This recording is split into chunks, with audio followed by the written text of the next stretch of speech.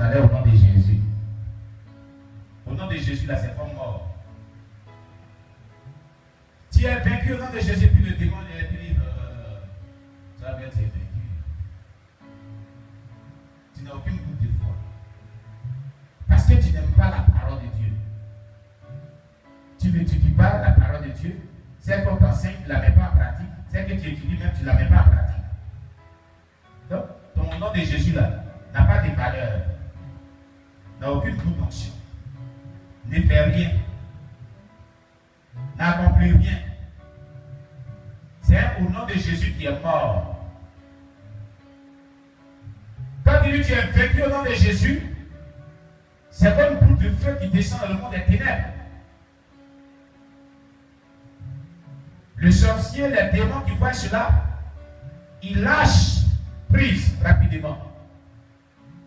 Parce que il y a de la foi dans ce que tu dis. Écoutez, je le dis tantôt quand tu me donnes l'occasion. Qu'est-ce qui fait qu'une prière, elle est puissante, elle est efficace, elle a de l'effet? Ce n'est pas sa durée. La durée de la prière, elle est importante, certes. Je ne dis pas non. Mais la prière peut être courte comme elle peut être longue.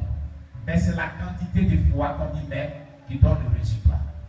C'est tout. La quantité de foi et la qualité de la foi qu'on met dans la prière qui produit le résultat qu'on recherche avec Dieu lorsqu'on prie Dieu. Quelle est la foi que tu mets dans tes prières? Quelle est la quantité de foi que tu mets dans tes prières? Quelle est la qualité de foi que tu demandes dans tes prières? C'est tout. Alors qu'on dit on est croyants. En quoi nous sommes des croyants? Comment est-ce que nous sommes des croyants? Quand on est des croyants, notre foi va être démontrée par les résultats que produisent nos prières. En cela, on dira que nous sommes vraiment des croyants. Quand tu es un croyant, la puissance de Dieu peut être démontrée par ta croyance, par ta foi. Donc l'onction marche avec ta croyance, donc avec ta foi. L'onction marche avec la quantité, la dimension de foi dans laquelle tu opères. Où est ta foi? Tu as assez prié depuis longtemps pour un sujet de prière qui perdure. Quelle est la foi que tu y mets? C'est ça qui est le problème. As-tu la foi? Quand je vais dire qui croit en Jésus, tout le monde va lever les bras. Qui croit en Jésus-Christ? Voilà. Voilà. C'est bien, c'est bien. Qui a la foi qui opère des miracles? Les toits ne sont plus venus. Alléluia. Voilà. Vous avez déterminé qu'il y a deux types de foi. Il y a la foi, tout le monde en croit en Jésus. Et il y a la foi qui démontre la puissance. Il y a des miracles. C'est là qu'il y a pas beaucoup de personnes. Alléluia. Alléluia. Cette foi-là vient, cette foi qui opère les miracles vient lorsqu'on étudie la Bible et on commence à mettre en pratique la parole de Dieu. C'est tout. Voilà comment elle vient. C'est pourquoi la Bible dit la foi vient de ce qu'on attend et ce qu'on attend vient de la parole du Seigneur. Aimez la parole de Dieu. Aimez la parole de Dieu. Si vous aimez la parole de Dieu et que vous l'étudiez, vous la mettez en pratique, les enseignements que vous devez mettre sur la pratique, la foi va commencer à naître en vous. D'une manière grandiose. Très grandiose. Alléluia. Est-ce que vous comprenez ce que nous sommes? Un croyant ordinaire, obéissant, est à mesure de faire plus des œuvres qu'un évangélique désobéissant. Vous voyez ce qui est dit ici? Un croyant ordinaire, c'est-à-dire un saint chrétien, qui est obéissant à la parole de Dieu, qui est obéissant au Saint-Esprit, est capable de faire plus que ce qu'un évangélique peut faire comme démonstration de la puissance de Dieu dans l'exercice de son ministère. Ça veut dire quoi? Ce qui active l'onction, ce qui fait que l'onction est manifeste, c'est une vie qui est obéissante à la parole de Dieu, une vie qui est obéissante au Saint-Esprit. C'est tout. L'onction se manifeste avec ceux qui ont une vie soumise à Dieu. Si tu n'as pas de vie soumise à la parole de Dieu et au Saint-Esprit qui te donne des directives, l'onction ne se manifestera jamais avec toi. retiens cela. Retiens cela. De tous ceux-là qui ont vraiment expérimenté l'onction, ont été des personnes qui avaient une vie soumise à la parole de Dieu, une vie qui est soumise au Saint-Esprit. Alléluia.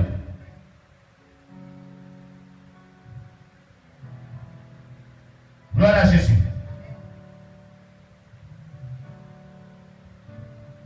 Quand il est désobéissant à la parole de Dieu, au Saint-Esprit, il est attristé. Comment est-ce qu'il peut se manifester dans ta vie? Il ne pourra pas se manifester dans ta vie. Gloire à Jésus. Voulez-vous que Dieu vous utilise puissamment? Voulez-vous voir les signes, les miracles et les prodiges et la puissance de Dieu être démontrée dans les signes de votre ministère? Ayez une vie totalement soumise à la parole de Dieu, une vie qui marche par le Saint-Esprit, qui obéit aux instructions du Saint-Esprit, qui vit dans l'intimité avec le Saint-Esprit, qui fait tout ce que le Saint-Esprit lui dit et qui se consacre, qui prie, qui gêne, qui étudie la Bible, qui met en pratique ce que la Bible lui dit. Voilà le secret de la manifestation continuelle de l'onction. Alléluia. De nos jours, Christ cherche des croyants chrétiens qui vont démontrer sa puissance dans l'onction tout en étant des personnes qui ont vraiment le cœur soumis à Dieu. Maintenant, que nous avons vu comment tout croyant peut avoir la même onction qu'avec Jésus, considérons comment tous les croyants peuvent accéder à ce niveau d'onction. La même onction que de Jésus n'est pas la même dimension de l'onction de Jésus. Pourquoi on dit la même onction de Jésus? Ça a peut-être choqué des personnes. Quand Jésus dit, celui qui croit à moi verra les œuvres que j'ai faites. Amen. Jésus a chassé des démons. Est-ce qu'on ne chasse pas des démons? C'est la même onction de Jésus qui est celui qui souffre. Mais ce n'est pas le même degré. Ce n'est pas la même quantité. Jamais on ne pourra vraiment atteindre la même quantité d'onction que Jésus. Parce que la Bible déclare qu'on avait vu la dernière fois, Dieu lui a donné une onction illimitée. Sans mesure. Alléluia. Mais nous recevons par portion. Par portion, avec mesure. Alléluia. Donc nous ne pouvons pas avoir la même quantité, le même degré dimensionnel de l'onction qui était sur Jésus-Christ. Mais nous pouvons avoir la portion de l'onction qui était sur Jésus-Christ et nous pouvons opérer dans cette portion de l'onction qui était sur Jésus-Christ. Alléluia. Gloire à Jésus-Christ. La grâce de Dieu ne comprend pas seulement la grâce du salut, mais elle est liée aussi au don de ministère. Amen. Comme on avait si bien vu, dans le Romains 12, verset 16, Galates 2, verset 9. On va prendre Romains chapitre 12, verset 16, on va lire. Romains chapitre 12, verset 16. Et Galates chapitre 2, verset 9. Parlant de la grâce de Dieu, ne comprend pas seulement la grâce du salut, mais elle est liée aussi au don de ministère. Amen. Romains chapitre 12, verset 16.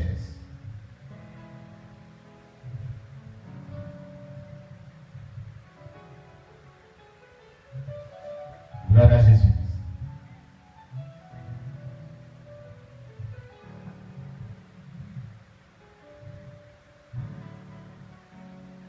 Il est dit, ayez les mêmes sentiments les uns avec les autres.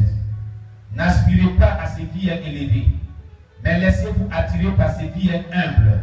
Ne soyez point sages à vos propres yeux. Alléluia. Vous comprenez?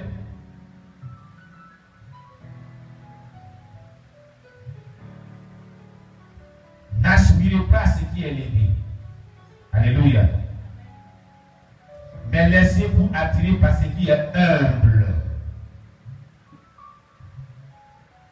L'onction travaille et la grâce de Dieu est accordée à ceux qui sont humbles.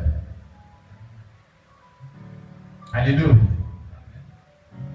Si tu es utilisé puissamment par Dieu, que tu es orgueilleux, tu n'iras pas loin avec Alléluia. Si quelqu'un veut vraiment être utilisé puissamment, ou bien si quelqu'un est en train d'être utilisé puissamment, nous le conseillons d'être très humble et facile. Jésus était humble, Jésus était effacé. Aujourd'hui, nous avons des personnes qui sont utilisées puissamment, mais très orgueilleux. Très orgueilleuses, ces personnes, disons. On ne peut même pas les approcher. Pour les approcher, il y a un protocole. Protocole de Jésus-Christ. Il y a un garde-corps ici. Il y a un garde-corps ici. Et puis quand il bouge là, il y a un qui bouge ici. L'autre bouge là-bas. Deux personnes, venez, deux personnes. On va voir comment ça se passe. Comment ils font dans l'église. Deux personnes ici. Venez. Voilà comment ça se passe aujourd'hui. Hein. En Côte d'Ivoire, ceux que tu étudies puissamment aujourd'hui là. Ceux qui disent que tu les étudies puissamment. Quand ils prêchent, il y a quelqu'un ici, il y a quelqu'un ici. Quand ils bougent, eux aussi bougent comme ça. Quand ils tournent ici, allez. Et puis quand il va aussi. Non, vraiment, la clame du Seigneur. Tout ça, ça dépend de l'orgueil. Est-ce que au temps de Jésus, il n'y avait pas des gens? Pour que Jésus mette quelqu'un ici, quelqu'un ici aussi. Ils appellent ça protocole. Et quand ils prêchent, ils parlent à elle. Protocole, protocole, tu vois ça? Protocole. Ah!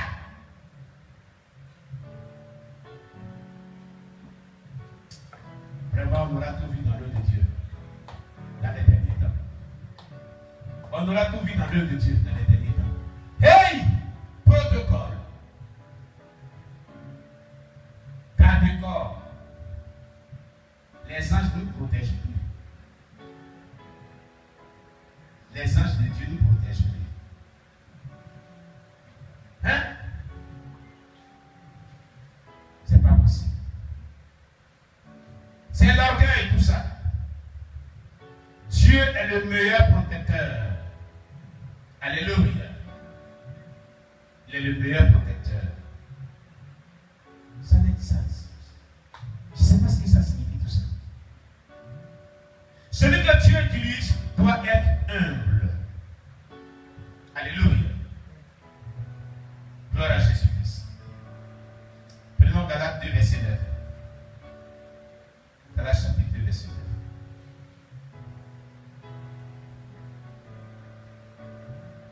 Il est dit dans Galates 2, verset 9. Et ayant reconnu la grâce qui m'avait été accordée, Jacques, Céphas et Jean, qui sont regardés comme des colonnes, me donnèrent à moi et à Barnabas la main d'association afin que nous allassions nous vers les païens et eux vers les circoncis. Amen. C'est par plus grâce que les dons spirituels sont manifestés. Alléluia. Et comme c'est par plus grâce, nous pouvons être humbles. Alléluia. Dans la démonstration de la puissance du Saint-Esprit. Les dons de ministère viennent à travers l'onction qui est sur nous et qui est sur nos vies. Alléluia. Les dons de ministère que les gens manifestent viennent à travers l'onction qui est sur nos vies.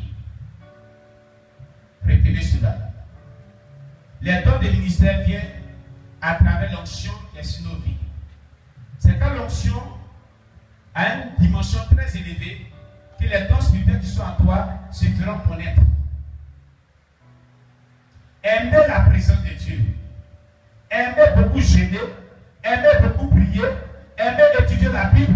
Et mettre en pratique ce qu'il y a dans la Bible. Aimez l'intimité avec Dieu.